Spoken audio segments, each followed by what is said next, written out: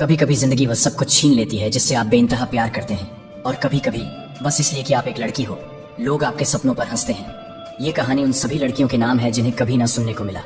ये अनन्या की कहानी है, एक ऐसी लड़की जिसकी दुनिया एक पल में बदल गई और फिर एक व्यक्ति ने आकर उसके टूटे हुए सपनों को फिर से सजाया। धान के हरे भरे खेतों और पक्की सड़कों वाले एक शांत गांव में अनन्या रहती थी। वह 16 साल की थी, लेकिन उसकी आंखों में उसके गांव से कहीं बड़े सपने थे। हर सुबह वह मीलों चलकर स्कूल जाती। उसके पैर धूल से सन जाते, लेकिन दिल उम्मीदों से भरा रहता। उसे किताबें पढ़ने का बहुत शौक था। उसके टीचर उसकी मेहनत से खुश रहते। जब कोई पूछता, अनन्या बड़ी होकर क्या बनोगी, तो वह चेहरे पर एक चमकती हुई मुस्कान लिए कहती, मैं टीचर बनूंगी। मैं चाहती हूँ कि हमारे गांव की हर लड़की मेरी तरह पढ़े और बड़े सपने देखे। लेकिन जिंदगी अक्सर सपनों का साथ नहीं देती। एक शाम उसके पिता बाजार से लौटे। उनके चेहरे पर एक गंभीरता थी। अनन्या, उन्होंने कहा, तुम्हारी शादी तय हो गई है, लड़का अच्छे घर का है, तुम सुखी रहोगी। ये सुनकर अनन्या जैसे जम गई। शादी? लेकिन पापा, अगले महीने तो मेरी परीक्षाएं हैं। मैं तो स्कूल पूरा करना चाहती हूँ। उसकी माँ ने दुखी मन से नजरें चुरा ली। बेटा, अब बात तय हो चुकी है। एक लड़की का असली घर तो उसका ससुराल ही होता है। उस रात अनन्या की आंखों से आंसुओं की नदी बह निकली। उसने बहुत गिड़गिड़ाया, लेकिन किसी ने उसकी एक न सुनी। उसकी किताबें एक तरफ रख दी गईं। उसकी स्कूल ड्रेस को आखिरी बार मोड़कर अलमारी में रख दिया गया। और ऐसे ही स्कूल की सबसे तेज दिमाग लड़की 16 साल की उम्र में एक बहू बन गई। उसका नया घर एक दूसरे गांव में था। उसका पति रवि दयालु था, पर बहुत कम बोलता था। उसकी सास का रवैया कड़क था। अब उसके दिन रोटियां बेलने, खाना बनाने और घर साफ करने में बीतने लगे। उसके हाथ तो हमेशा व्यस्त रहते, लेकिन उसका दिल एक सूनापन महसूस करता। उसे अपनी किताबों की खुशबू, अपने टीचर्स के प्यार भरे शब्द और अपने सपनों की याद सताने लगी। रात होते ही वह चुपके से अपनी एक पुरानी नोटबुक निकालती, जिसे उसने एक डिब्बे में छुपा रखा था, और धीरे से खुद से कहती, मैं वो सब कुछ नहीं भूलना चाहती जो मैंने सीखा है। वह बाजार की पुरानी रसीदों के पीछे गणित के सवाल हल करती, पुराने पाठ याद करके अंग्रेजी के शब्द दोहराती, पर उसे लगता जैसे वह दुनिया में बिल्कुल अकेली है। उसे यकीन हो गया था कि अब उसके सपनों की कोई कीमत नहीं रह गई है, पर शायद ऐसा नहीं था। एक शाम उसके ससुर मिस्टर देव, जो एक रिटायर्ड स्कूल प्रिंसिपल थे, जल्दी घर आए। वह गहरी सोच रखने वाले, शांत और अच्छे दिल के इंसान थे। उन्होंने अनन्या के कमरे से आती हुई हल्की सी रोशनी देखी। अंदर झांका तो देखा, अनन्या एक मध्यम चिराग की रोशनी में कुछ लिख रही है। अनन्या, इतनी रात गए क्या लिख रही हो बेटा? ओह, कुछ नहीं बाबा जी, बस कुछ लिख रही हूँ। डरो मत बच्ची, मैं भी एक समय पर पढ़ाता था। तुम पढ़ाई कर रही थी ना? हाँ, पर अब उसका क्या फायदा, वो दिन लद गए। किसने कहा तुमसे कि शादी के बाद सपने खत्म हो जाते हैं? हर कोई कहता है एक अच्छी बहू को सिर्फ अपने घर के बारे में सोचना चाहिए, और एक अच्छे घर को भी अपनी बहू के सपनों के बारे में सोचना चाहिए। अनन्या की आंखों में हैरानी चमक उठी। आज तक किसी ने उसे इस तरह से नहीं समझा था।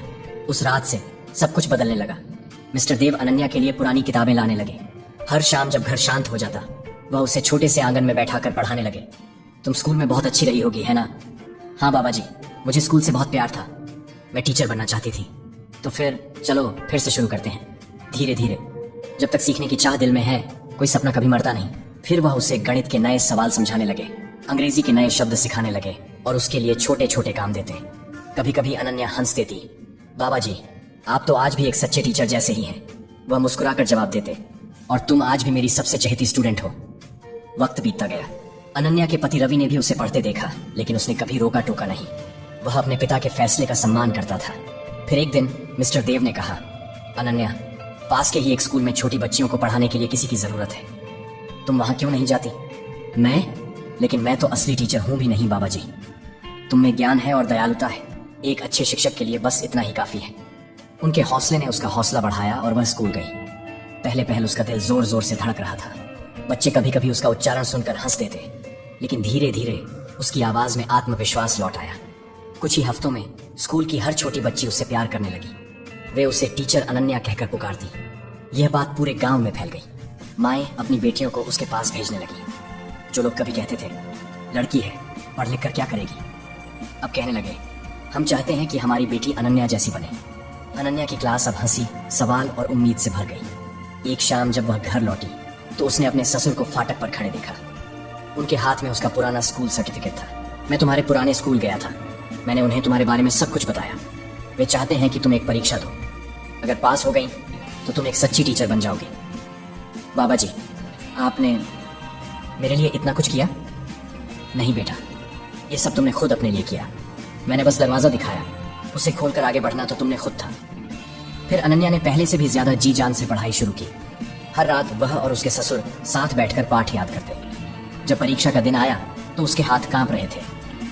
डरो मत, मिस्टर देव ने कहा, तुम दिल से तो पहले ही एक शिक्षक हो। ये परीक्षा सिर्फ एक कागज है जो दुनिया को यह बता देगा।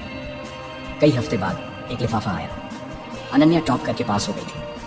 अब वह एक सच्ची प्रमाणित शिक्षक थी। उसकी आंखों से खुशी के आंसू बह निकले।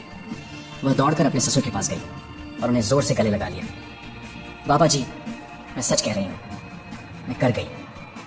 नहीं बेटा, हम कर गए, मगर हिम्मत तो शुरू से तुम्हारे अंदर ही थी।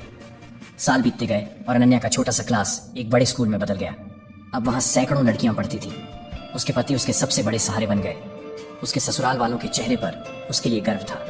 एक दिन उसने एक छोटी सी बच्ची को अपनी क्लास के बाहर आंसू बहाते देखा।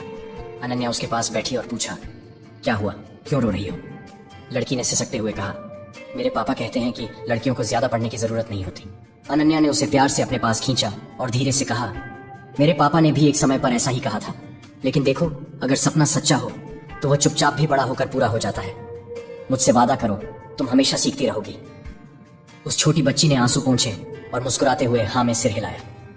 उस शाम अनन्या और मिस्टर देव आंगन में खड़े होकर सूरज को अस्त होते देख रहे थे। बाबा जी, अनन्या ने कहा, कभी कभी सोचती हूँ अगर आप उस रात मेरे कमरे में नहीं आते तो क्या होता? मिस्टर देव ने कोमल आवाज में जवाब दिया, तो जिंदगी कोई और रास्ता ढूंढ लेती बेटा, क्योंकि एक सच्चा सपना, एक सच्ची चाहत, उम्मीद की एक छोटी सी चिंगारी, वह कभी पूरी तरह बुझती नहीं। कोई ना कोई उसे हवा देकर जला ही देता है। वे दोनों चुपचाप खड़े रहे। आसमान में छाई नारंगी पीली शाम उनकी इस अनोखी जीत पर मुस्कुरा रही थी। तो दोस्तों, अनन्या की कहानी हमें यही सिखाती है, भले ही पूरी दुनिया आपको ना कह दे, लेकिन उस एक हाँ के लिए अपना दिल तैयार रखो, क्योंकि कभी कभी उम्मीद की किरण वहां से आती है जहां से आपको उम्मीद ही नहीं होती।